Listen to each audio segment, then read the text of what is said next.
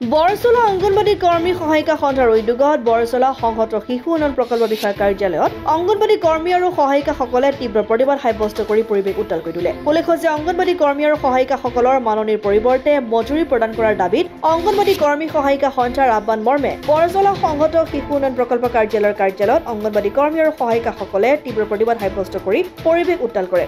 অংগনবাড়ী কৰ্মী সহায়িকাসকলে চৰকাৰৰ বিৰুদ্ধে বিভিন্ন শ্লোগান দি পৰিৱেশ উত্তাল কৰি তোলা পৰিলক্ষিত হয়।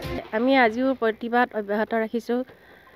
আমাৰ যেতিয়ালৈকে চৰকাৰে মাননিৰ সলনি আমাৰ মজুৰি নিদিয়ে তেতিয়ালৈকে আমি এই প্ৰতিবাদ সাব্যস্ত কৰিয়ে থাকিম।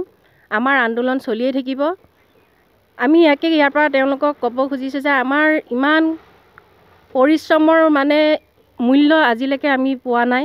ইমান কামৰ বোজা তথাপিতো আমাক আজিলৈকে চৰকাৰে আমাৰ মাননিটো বৃদ্ধি কৰিব পৰা নাই। সকলো বস্তুৰে দাম বাঢ়িছে।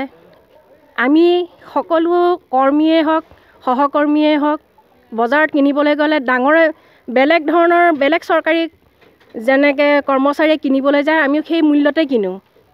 তথাপিতো আমাৰ এই মূল্যৰ পাৰিশ্ৰমিক মূল্য আজিলৈকে চৰকাৰে বহন কৰিব পৰা নাই। আমাৰ এটাই কথা, আমাৰ চলিবলৈ আমি জীয়াই থাকিবৰ কাৰণে আমাক মাননিটো বৃদ্ধি কৰিব লাগে। নহ'লে চৰকাৰৰ এই আমি যি আমাৰ প্ৰতিবাদ কৰিছোঁ এই আন্দোলন চলিয়ে থাকিব। ঢেকিয়াজুলিৰ পৰা প্ৰশান্ত বৈশ্যৰ ৰিপৰ্ট, অসম আদিত্য।